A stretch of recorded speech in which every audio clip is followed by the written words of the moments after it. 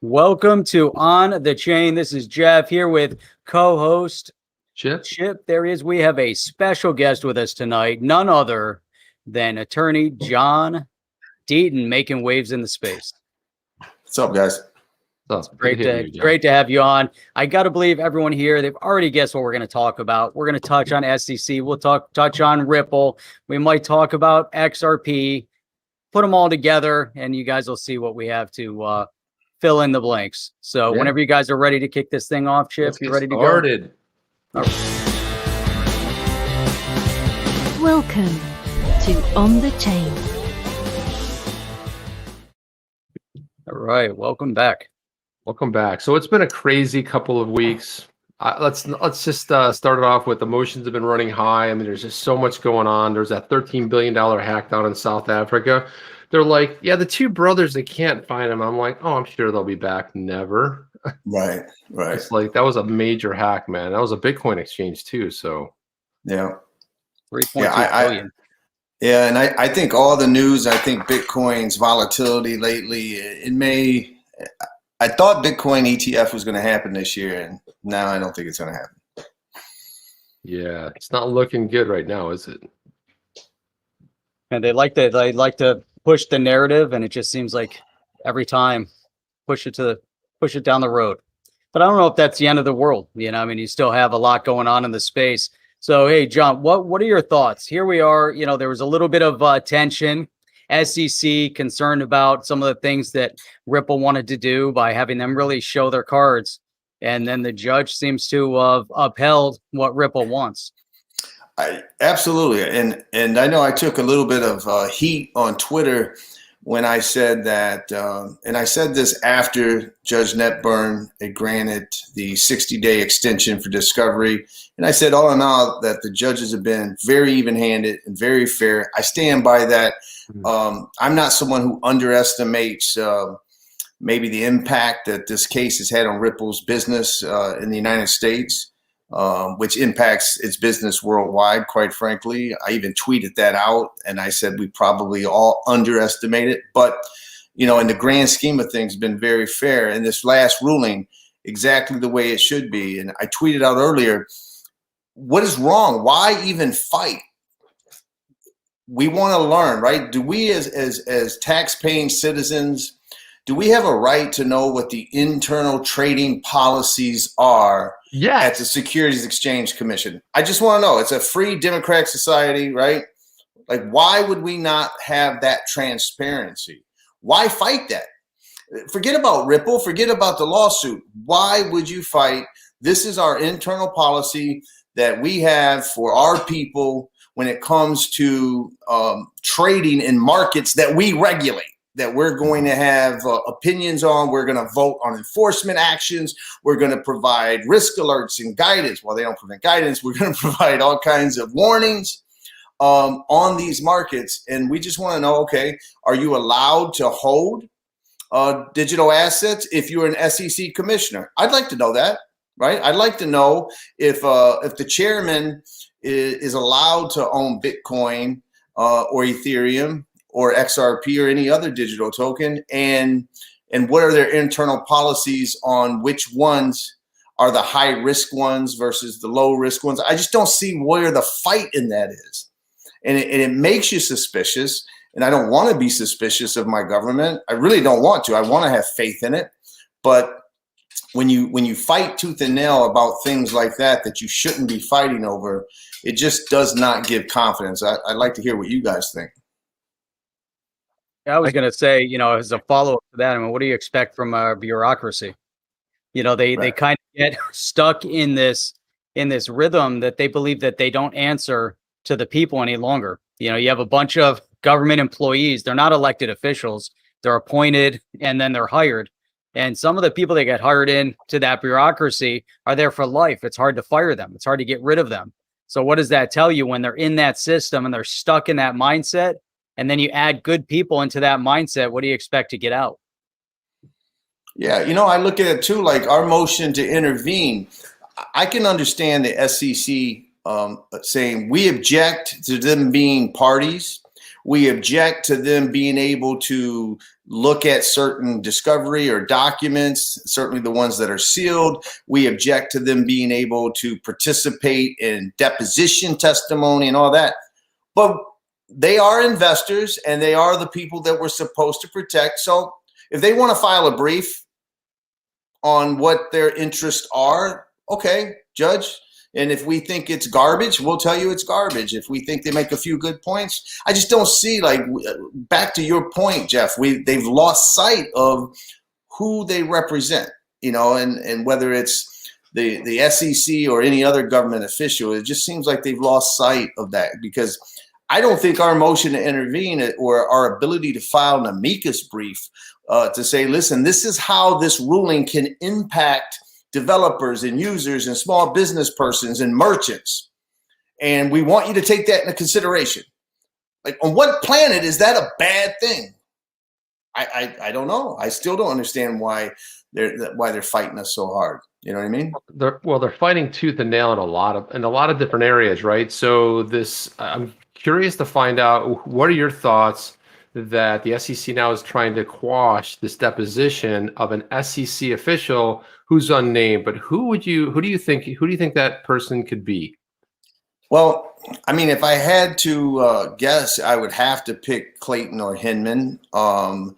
If you made me pick one of them, I would have to guess Clayton. And I only say that because they subpoenaed documents from One River, and I know that the SEC had an initial objection to that. I don't know. I haven't kept track close enough. I've gotten busy in my practice on some cases I got coming up, and I don't know what the current status of that is, but they took issue with this subpoena of One River, and I had tweeted out, like, taxpayers are now defending, you know, lawyers who are going to fight subpoenas to third-party multi-billion-dollar hedge funds. That makes no sense to me.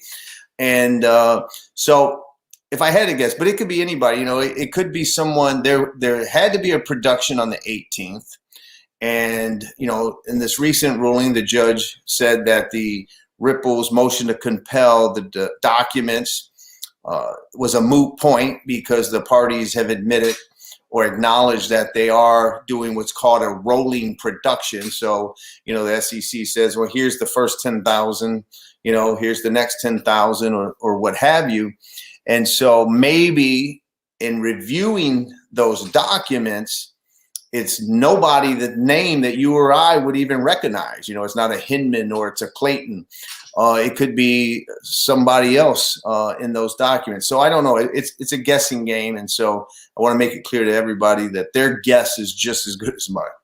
Yeah, that's a great point. And here's what I find interesting about some of the statements with the SEC, and I believe this is, you know, good reason for them to bring it into the case. We've heard multiple times, and we've seen multiple times, that a representative, whether the chairman or a commissioner of the SEC, is on record making statements, you know, positive statements about a cryptocurrency. Maybe they talked about Bitcoin, maybe it's Ethereum, maybe, as we've seen, Hester Pierce, you know, making statements. And then when they're called on it, they say, well, no, this was done in their, you know, in their personal capacity, not as their official capacity as an employee of the SEC. Yet sometimes they're invited to a place to speak because of their position with the SEC, and they're currently active with the SEC. It's not like they're previous. They're currently active right now with the SEC while they're giving that opinion. So it becomes personal opinion versus official opinion.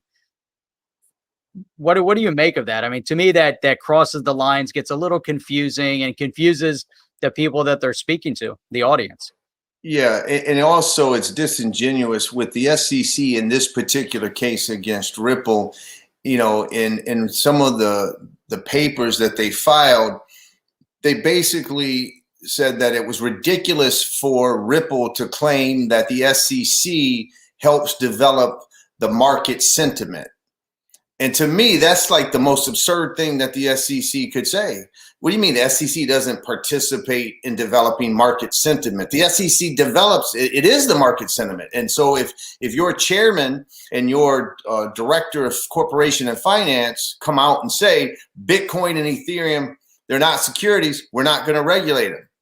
All right. How does that not develop market sentiment? And because exactly. So, I have a particular problem with what you're talking about, Jeff, and I guess I could never be an SEC commissioner, because I'll be honest with you, I wouldn't keep my mouth shut, to be blunt. Like Hester Parse, she's very respectful. She's very reserved. She just recently came out and said, well, what we've all been saying, XRP itself doesn't have to be a security for Ripple to have sold it as a security at a particular time. Okay, well, she gets a little more aggressive, but why not? Why not just come out? If you didn't vote for it, right? So if I was on the SEC commission, I'd come out and say I didn't vote for it. It was 3-2. It was 4-1. Whatever. I don't know what the problem is. That I don't know if they swear, that, hey, that's just something that you never do. And we're going to honor and protect that history of that the votes don't get publicized until the end of the case or the investigation. And I just want to ask why, and I don't know what Hester honestly believes, but if she truly believes that this case should not have been brought, or that it should have been brought in a much more limited, focused, kind of presentation, 2013 to 2015, these particular sales were a security. Okay. I just don't understand what's wrong with coming out and saying that, to me, it goes back to, Jeff, I know you share this, I'm sure Chip does as well, where I believe they intentionally make it as vague as possible. They don't want to provide guidance. They don't want to provide clarity. The more vague it is, it allows them to engage in regulation through enforcement. It allows them to say that's prohibited. You know what I mean? What do you mean it's prohibited? Well, that's what it's prohibited. And it just gives them the options to pick and choose. The problem with that is then it becomes, who do you have as the chairperson, right? Then it depends on whoever the chairperson is or whoever those 5 commissioners are, then the law is going to be different every 4 years, right? If there's a new party that comes into place, we're just going to keep, revisiting the old thing. Oh, this is not allowed. This is allowed. It's allowed 5 years ago. It's not allowed today. And I just think that they prefer it vague so that it gives them optionality. Well, look at what was just passed. You have something stuff coming out of the House is like, we're going to pass a bill that's going to allow us to have a committee, and the committee is going to get to talk about stuff. I mean, that has zero teeth on it. And then we had Soto and Davidson. They have these other ones, the tech bill and everything else. It's got some stuff in there, but it's really kind of vague. It's not. Jeff and I were talking about this earlier. It's like, yeah, it's kind of moving in a direction, but it doesn't really say much. And unfortunately, it's kind of that vagueness. And then by the time it goes to the Senate and they throw some stuff in, and then it gets watered down or ends up becoming something. And we had this in Florida too, right? Where they were you were gonna be able to, you could be deplatformed. Stuff couldn't happen to you. And by the time that actually got passed and signed, it went from being this interesting thing to holding people accountable and big tech to, I guess it's all right. And so my next question is, how do you think, it's kind of a 2-part question, but how do you think the SEC attorney is handling this and how they're going about it?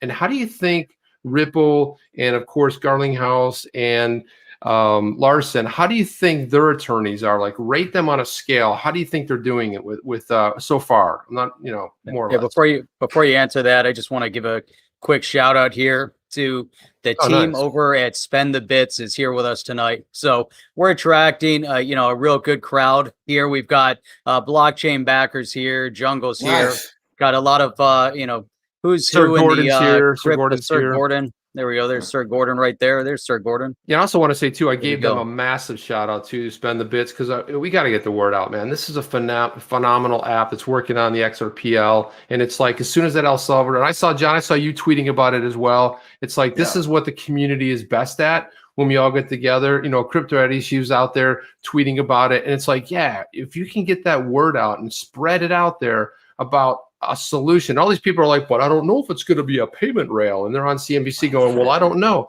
And I saw Crypto Eddie's tweet earlier. She's like, well, check out Spend the Bits. You might want to get yourself acquainted with it.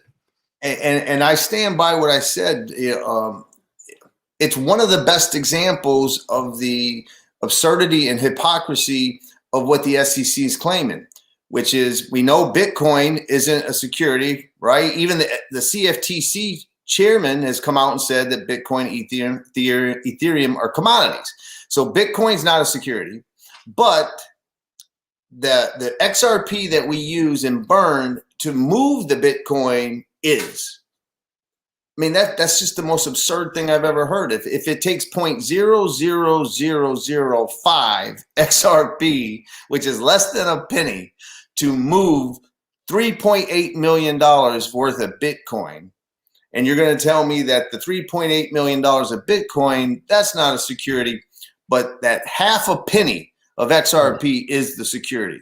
It makes no logical sense other than, you know, when you start getting into this idea of who's behind the insanity, and you look at it from this perspective, that the banking lobby is massive and they haven't moved in this space. So you have a lot of behind the scenes lobbyists that are pulling a lot of strings, that pay for a lot of the campaigns across the board, and they're even-handed when it comes to, you know, banking lobby and financial institution lobbyists. They're paying over here a little bit, they're paying over here a little bit, and you know they know how to divvy up, you know, bipartisan to make sure that they can get, you know, kind of what they want. But that's a great point, because why would they focus on this little tiny amount when you're moving massive amounts? And it goes back to what do they have to lose? What are they sacrificing at this moment in time? Because they kind of got caught with their pants down. The Fed, same thing. You know, they're all trying to figure it out, jockey in position. And then you have some that are like, yeah, crypto's great. Others that are saying it's not so great. Then it's all about the CBDCs. Then it's not. And then you have the Treasury Secretary going after Bitcoin. Then you have this one in favor and that one against it. It's a state of confusion, which goes back to the whole watered down theory. You know, you're talking about, they want to keep it that way. If you keep it watered down and vague and you keep everything in a state of confusion, you do kind of what you want to do, and you just keep dragging it out as long as you want. Right. No, I agree with you 100%. And Chip, to your question specifically, you know, obviously Ripple's biggest advantage, and listen, I think all the attorneys, they're qualified attorneys, they're experienced attorneys. You know, I know that, you know, Jorge Tenrero, he's not a fan of mine, right? And I think he's misleading when he said things about me that I'm promoting violence and all that kind of nonsense. But they're all qualified, intelligent human beings. The problem that I have with the SEC is that I've said it before. I've been a federal prosecutor, okay? I've been a special assistant United States attorney. You make decisions. You represent the United States of America, man. Like, just think about that for a minute. You represent the United States of America. You represent the people. You gotta be above it. And it can't just be, oh, I want to beat these other guys who used to be at the SEC and they got the heavy guns and this competition, this win. I want to win. That's not a good prosecutor, right? A good prosecutor is, what's the right thing to do? And sometimes winning at all costs is not the right thing to do. And I personally believe the SEC attorneys have gotten caught up in the battle of trying to beat this incredible legal team that Ripple's put together. A former SEC chairwoman, Mary Jo White, former director of enforcement. You know, it's a pretty impressive team, and it takes a lot of people fall for it. Don't get me wrong. It's not like I believe the SEC attorneys are the only ones that fall for it. As you can imagine, if you're a competitive person, you can fall into that trap. And I would just wish they would step back and say, I don't care if you fine Ripple for things they did in 2015. I don't care, but don't call my my Coinbase account. Don't call my daughters who never heard of Ripple, her XRP, an investment contract today. It's an absurd, ridiculous position. So don't do it. And, if you're doing it just because you want to like inflict the most pain on this company to get them to settle with your terms, well, then you're in it to win. You're not in it to represent the people. And so that's my big comment about the SEC.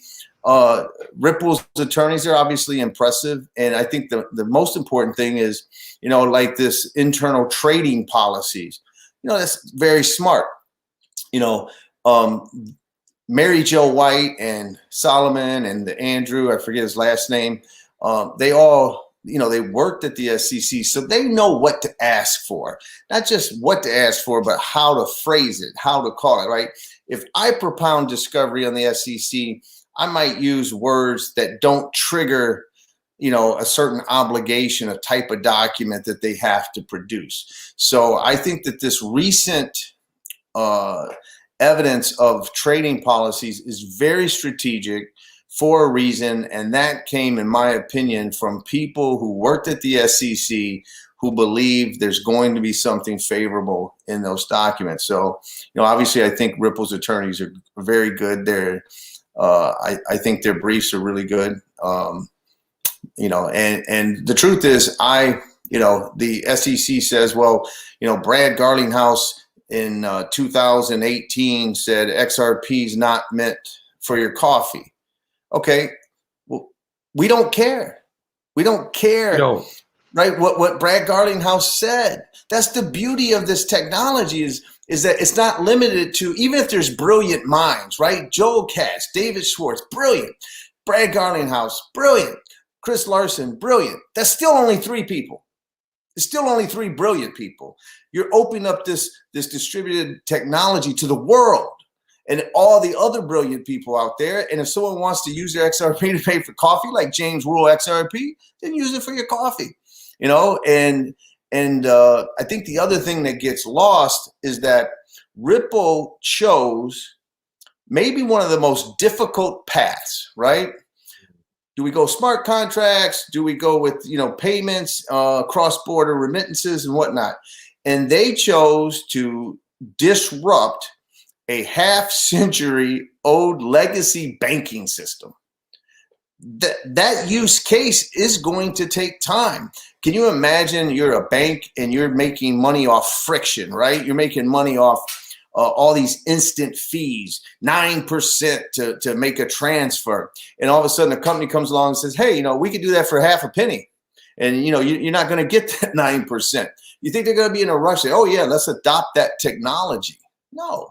And so maybe the SEC's right. Maybe that one limited use case of cross-border payments did take years to develop.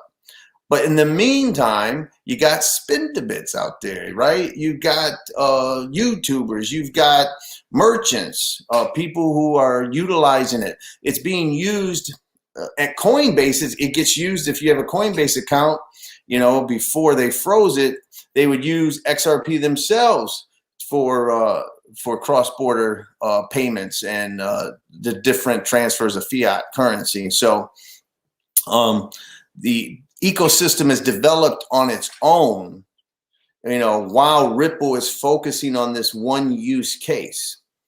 And some people may say they chose the wrong path, right? Some people will say they chose the right path.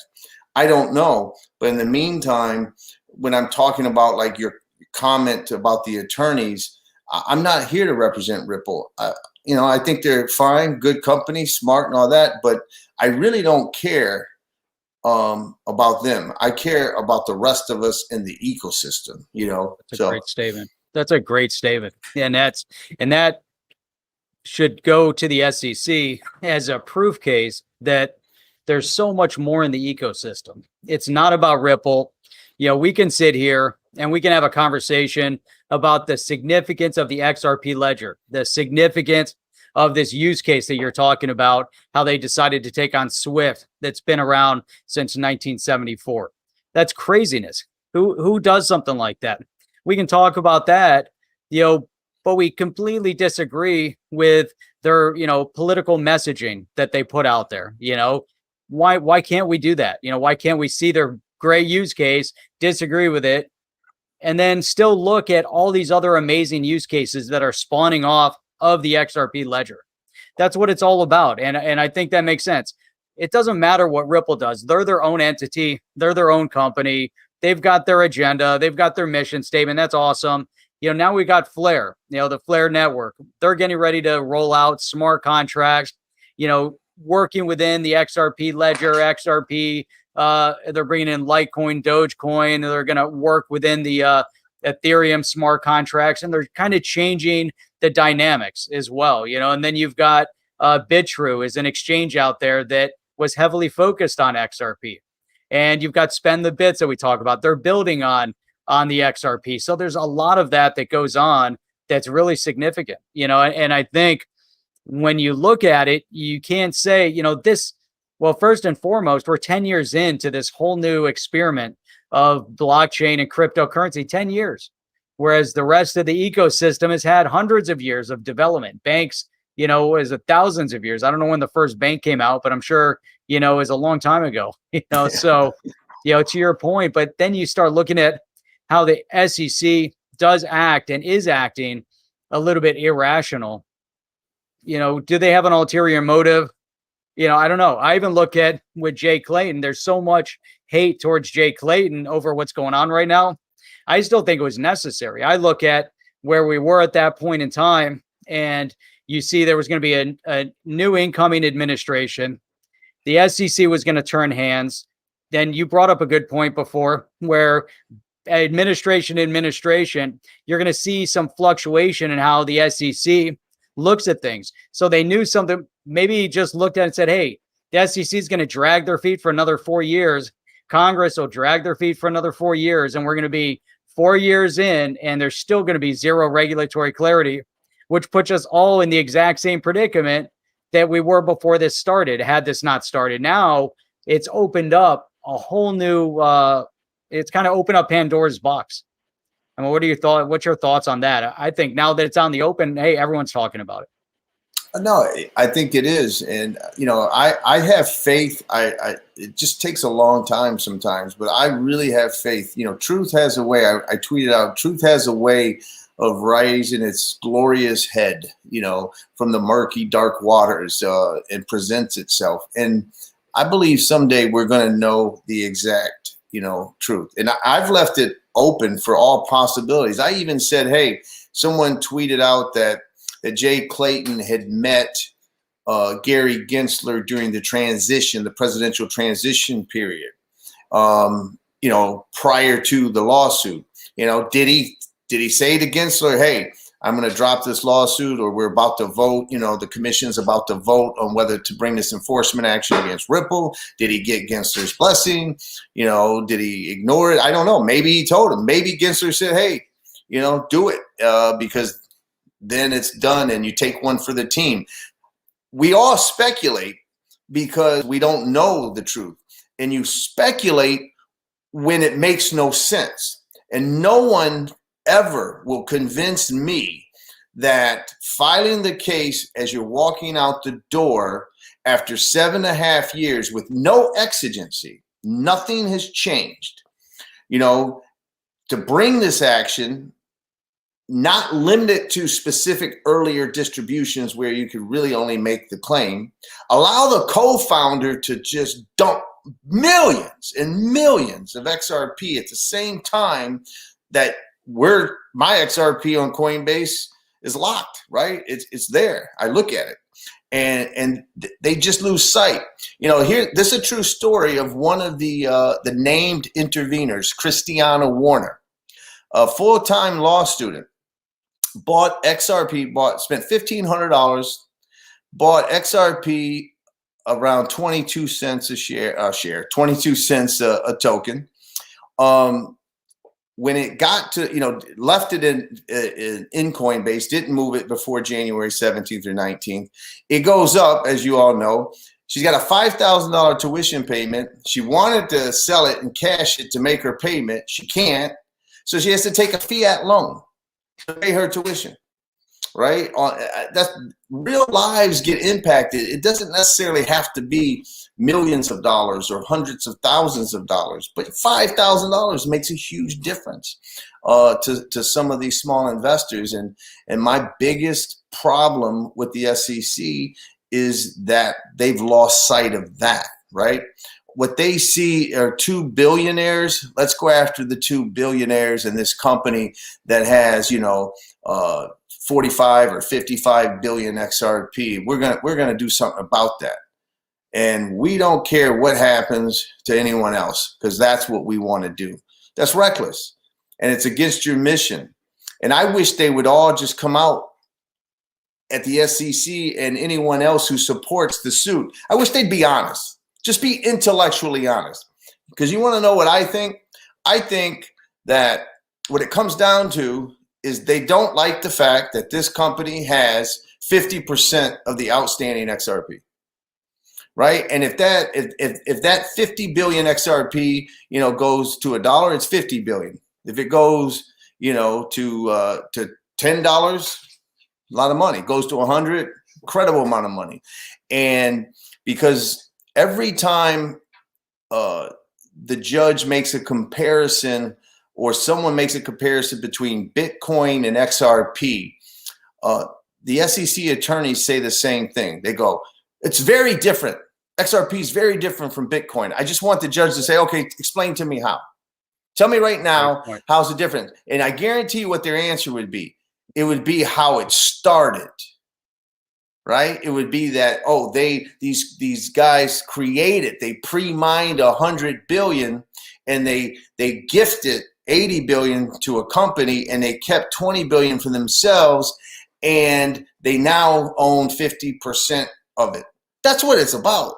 Then you know what? Do something about that. But don't come out and say, for 7.5 years, they've had this offering that's been ongoing in public, and every sale, including secondary market sales between people that have no connection to Ripple, those are investment contracts too. Yeah. Right. At least they be honest and come out and say, hey, we're not going to allow a company to do the way you did. And so we're going to try. See, but they can't do that and satisfy the Howey test. So then they try to stretch the Howey test, to be unrecognizable. Yeah, we've seen a lot. The Howey test is so clear, and yet they try to figure out and finagle, a path around it, and kind of prey on this idea of the confusion and the lack of clarity that's on the books.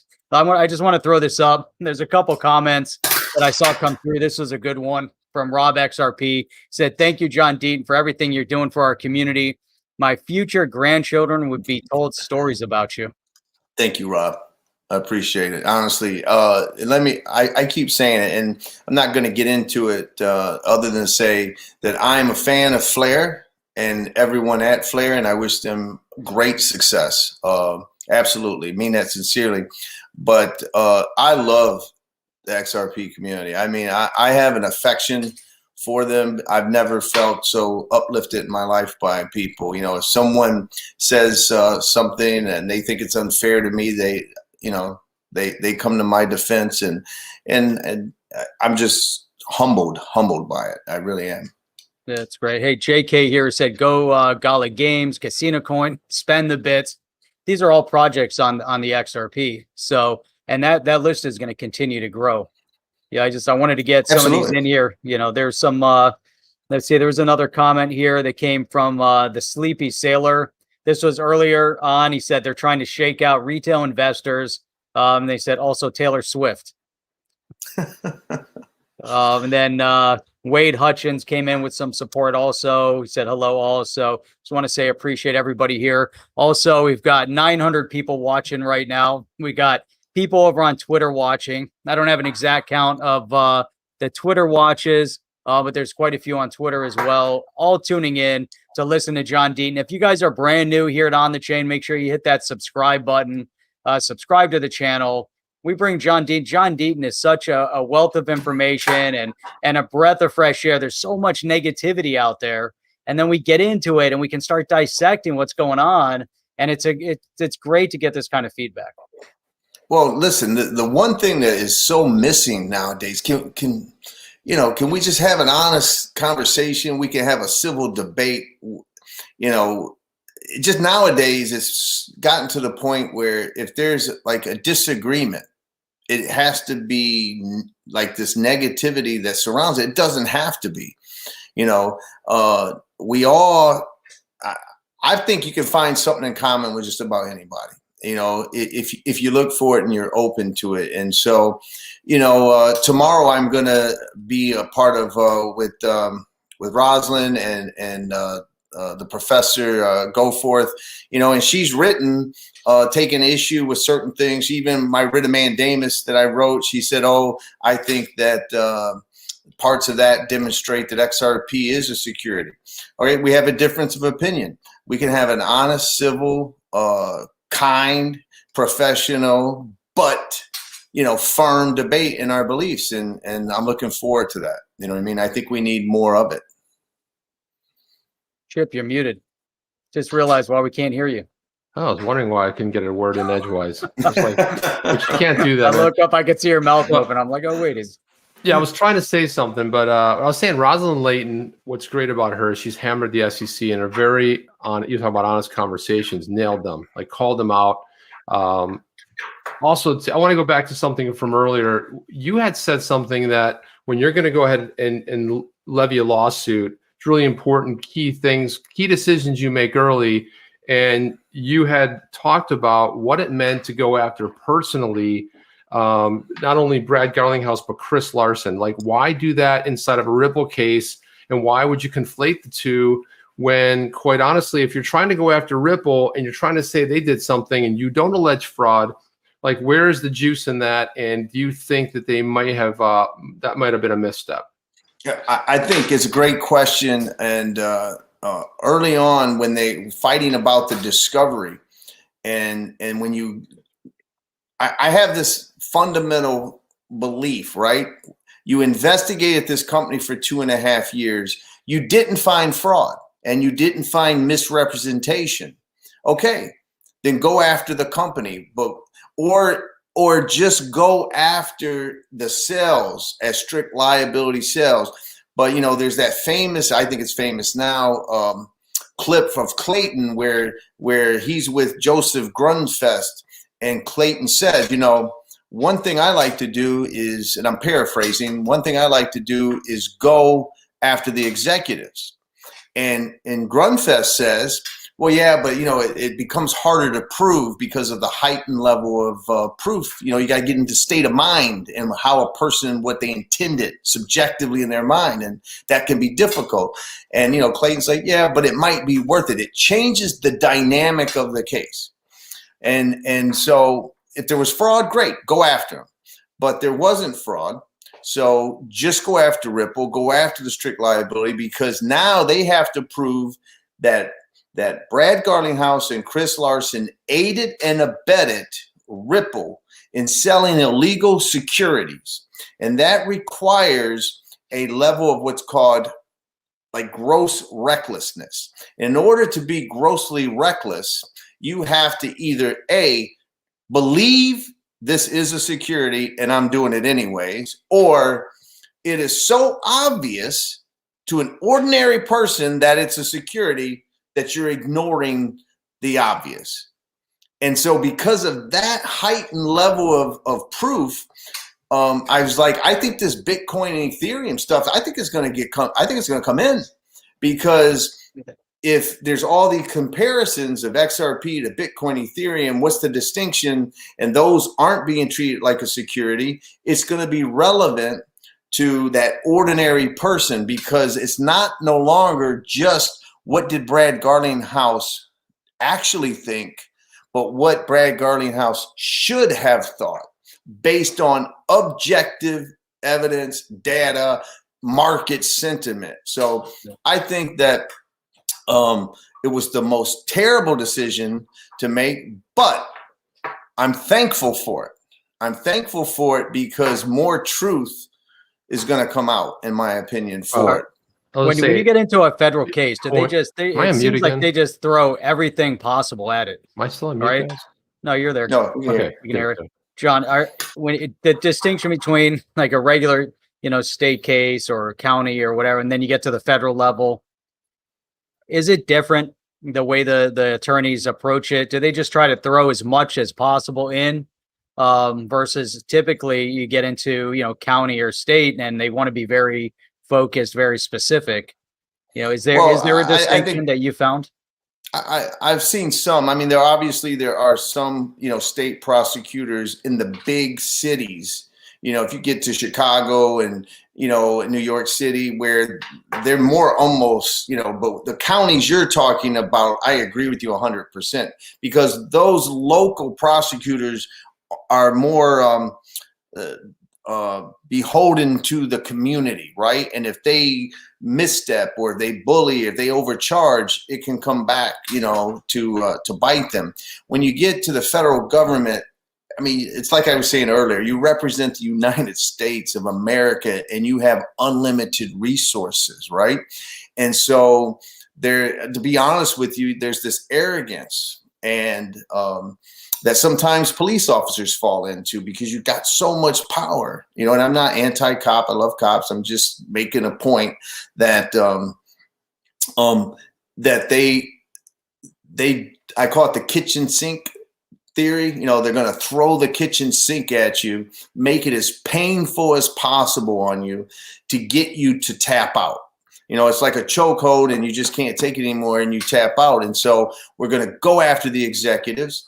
And instead of just arguing that that in 2013 to 15, when you had hardly any use cases for XRP, it was definitely a security. Instead of arguing that, we're going to say that all XRP everywhere is a security because there's only a secondary market. This is their theory. Remember, as I said in a tweet, page 24 of their opposition says XRP sold today, including in the secondary markets, is an embodiment of all the efforts, promises, and inducements of Ripple. What that means, translation is, they're saying Ripple created a secondary market for XRP, so therefore all XRP is a security. Okay, Ethereum, Bitcoin, I mean, you can make that argument about every single cryptocurrency. And so I do think, one of the theories is that what you're talking about, Jeff, is that they just threw everything and they went as broad as they could to create as much pain as they could in order to try to get Ripple to submit or to come more to their terms in a settlement. And I think it's backfiring, just like the decision to sue these guys. I mean, they wrote in their complaint that these two executives and the founders, they created the XRP and they sold the XRP to enrich themselves, right? They wrote it in like ways that make it seem like they're tinkering on the line of fraud, yet they don't go after Jed and they continue to let him dump. And my whole thing is, and I'm not saying they should go after Jed, I'm just saying if you're going to say that XRP is a security and that my XRP is a security, your XRP is a security, then why aren't you sending a letter to cease and desist to him? Like, let's just be fair. Let's be intellectually honest about what our claim is. Well, Jed is also the guy that he was the only one that got out of Mt. Gox alive. He seems to be sort of like a Teflon kind of a guy. He doesn't seem to, who knows what's going on in the background? Who knows what conversations he's had? Can we get an update on where we are with the motion to intervene? Where are we? Take us up through it. And what do you think the next steps are or what's coming up? All right. I know people are frustrated. Obviously, I won't lie or front. I had thought that we would hear something by now. What I thought might happen is that we would have gotten an oral argument I know that Judge Torres does oftentimes not grant an oral argument, and she will write an opinion based on the papers that are in front of her. And so, however, we don't know how her docket is. You know, COVID is relaxing. The courts are opening up. We may not have heard anything because it's just a workload thing. Also, the judge is very aware that there's at this point it's 18,000. Like there's 18,000 people like knocking on the courthouse door, right, on her chamber's door. And she knows the media is scrutinizing this. So it could also be whether she's going to grant it or deny it, or she's going to, deny the intervention per se, but allow amicus standing. She's being very careful about every word that's written because, not every ruling she writes is guaranteed 20,000 people are going to read it, right? And so, or the media is going to be all on top of it. So it could be that as well. If we're successful and we're allowed some type of participation, and there's two things that can happen. There's three things that can happen. One, she could just deny it outright and we're not allowed to participate. She could grant the 6 named interveners, she could allow them to come in as party defendants and have the 18,000 be amicus, or she could say, no, you're denied intervention, but you can participate with briefing and motion practice as an amicus with participatory rights. So those are the options that she could do. If we are allowed in, basically what my goal would be is to file what's called a declaratory judgment, right? And it would be simply saying to her, as a matter of law, XRP, the token itself, is not a security. It's not an investment contract. And we need that ruling, and we need it quickly. And they can go on, the SEC can go on and fight with Ripple. And they can fight about those distributions, right? When Ripple, gave 2 million XRP or 2 billion XRP to some venture capitalist, whatever. Go fight that day. But XRP itself, just like in the Telegram decision, it's an alphanumeric code, right? That's all it is, an alphanumeric number. It's software code. It's like a commodity, a product. It can be used as a security or investment contract like any commodity, but the token itself is not. And then we would provide affidavits of the use cases, get an expert who would write an affidavit, who would also present this type of evidence to her and get that. And that would be the goal. That's sort of the roadmap. It's a great question. That's the roadmap of the vision that I would like to see it go. Nice. Hey, let's get into some comments here. Susie Kusia says, thank you, John, for representing the XRP community. Thank you, Jeff and Chip, for all the live chats, and most of all for this one with John. Much love. So, you really see, what Jeff and I are reading tonight, that the community not only is behind you, this because you've received emails and stuff, but it's nice to see it. JD, you remind me of John Travolta in Paris with love. All right, that's pretty cool. There's nothing wrong with that. Hey, I've been called worse, brother. Oh. Right, my wife called me. I've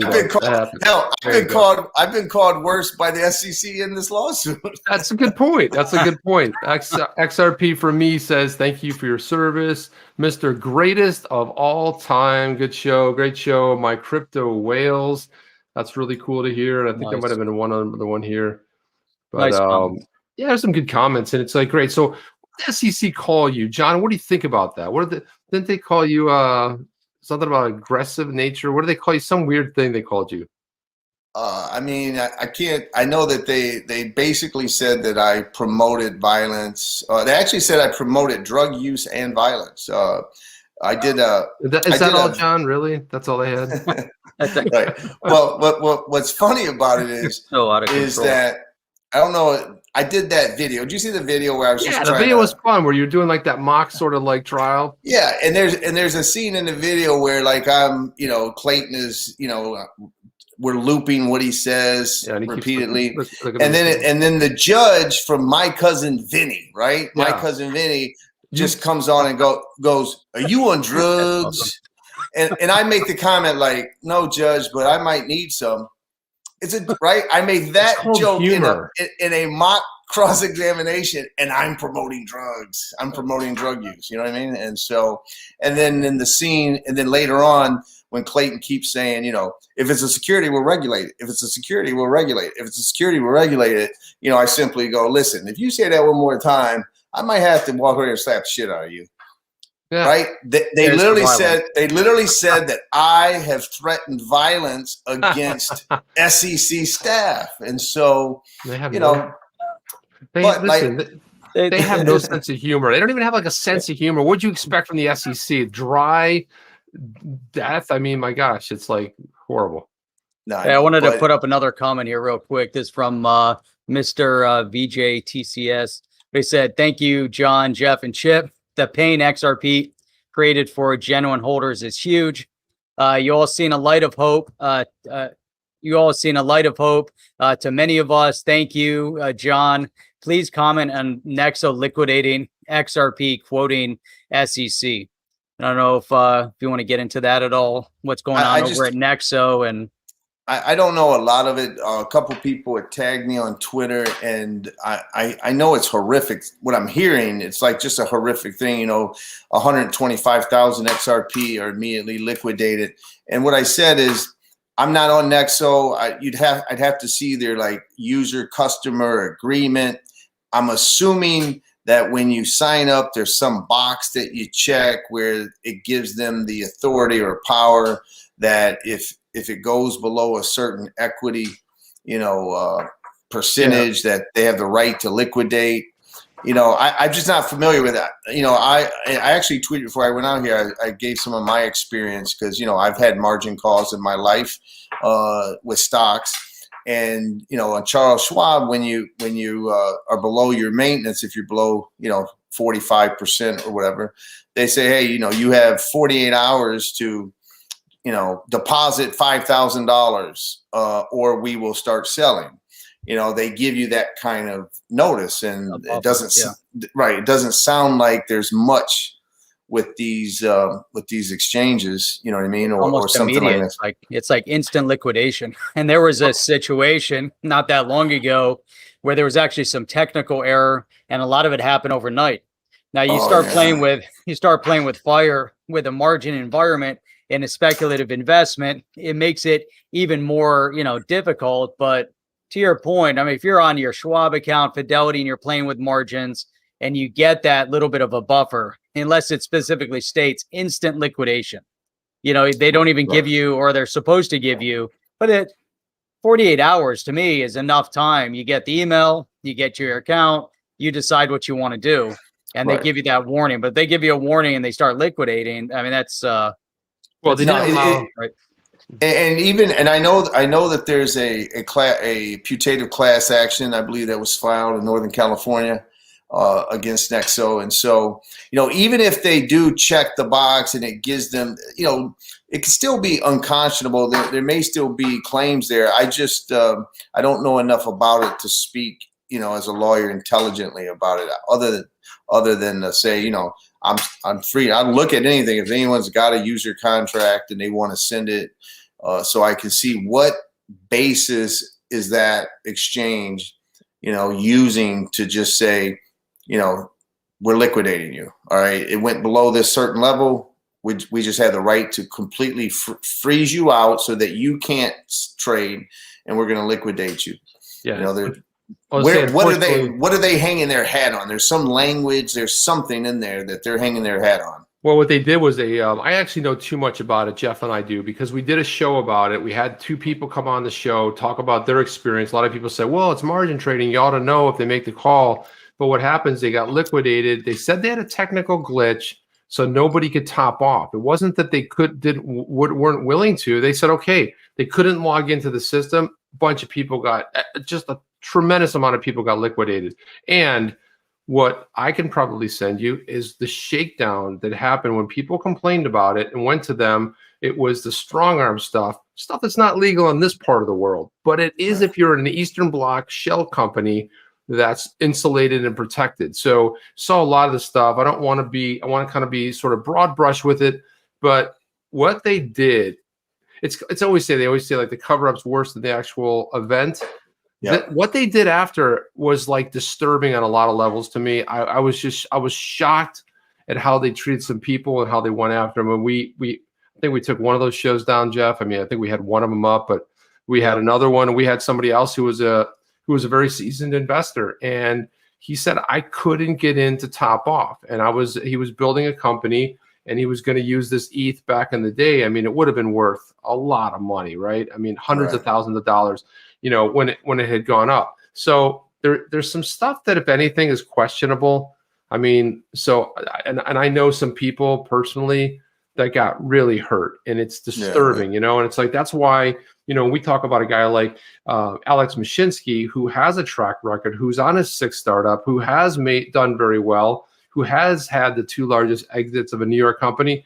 You want to trust someone like that, who's in the US, who's regulated, does everything by the book, even suspended as XRP because he didn't want to be able to give yield and a potential security, wanted to insulate the users of the system. So when you start seeing stuff like that, it's just, anyway, it's another topic, but there's no room for it in this space. There's no room for it. It's sad, man. Yeah, here's Darren.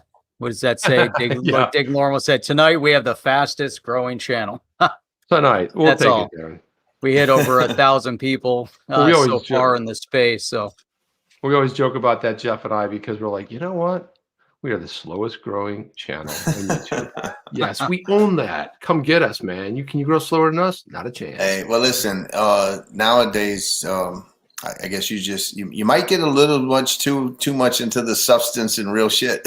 You know what I mean? You're stepping it sometimes, John. Well, that's okay. Like I think that if we're really having a great discourse, and we're like, where literally you guys are thinking out loud on your, in real time as events are happening, you're not going to be perfect. You're going to mistake things. You're going to sometimes get things wrong, but that's part of it. You know what I mean? That's honest discourse to me. Yeah. The best part, they always let us know. They always let us, yeah. You said that thing, Chip, like we couldn't even remember what Vegemite. Jeff said Marmite. Because it's the word, and we're like Marmite. Yeah, there's Marmite and there, Vegemite. Doesn't Marmite. Sound right, but Marmite. There's also a Marmite. There's a Marmite. I know, but everybody's like, no, it's Vegemite. Like, Vegemite. Oh yeah, we got a lot of Vegemite. A lot of hate over that one. So yeah, that's pretty funny. But so XRP Speedboat over here said, thanks, John, for all your support thus far. When I can afford a new boat, I'm naming it the SS Deaton. That's awesome. Cheers for keeping the XRP crew afloat. And there was one more great comment here. Here we go from Cindy. Thank you, John Deaton. Thank you for standing up against the evil, self-interested organization of the SEC. You're instilling hope in the everyday small retailers around the globe. So that's a big statement right there. All over the world. We got people here that are tuning in. It's 3 o'clock in the morning, 4 o'clock in the morning, 2 o'clock, all over the world. They tune into the show. And right now, I guarantee there's people everywhere from every continent watching what you're, they're just latching onto your every word right now. So what's